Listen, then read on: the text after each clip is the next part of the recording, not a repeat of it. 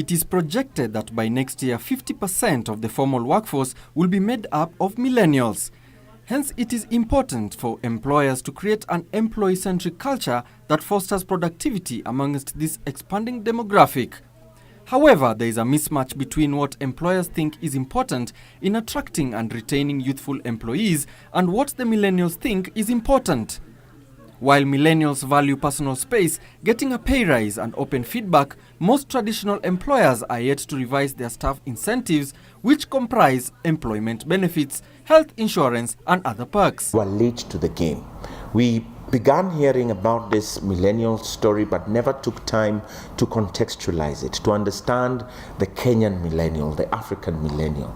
And because we've been late to the game, our organizations have remained rigid, our marketplace has remained rigid, and therefore we're beginning to see disparities between their expectation, the worker's expectation, and the workplace expectation. The owner of the business is wondering what's happening to these employees nowadays. Unlike millennials in developed countries, Kenyan millennials prefer to work in the office, especially when they have strict deadlines to meet, as opposed to working remotely owing to issues like high costs of the internet or appropriate equipment. Employers want the most productive people who will help them meet their bottom line, while job seekers are looking not only for a job, but an amazing place to work and a place that they can utilize their skill sets.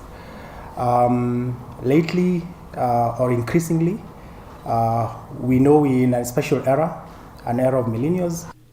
Most working millennials take pride in their company's mission and values rather than taking a job for the sake of it, and they are willing to innovate with ordinary roles.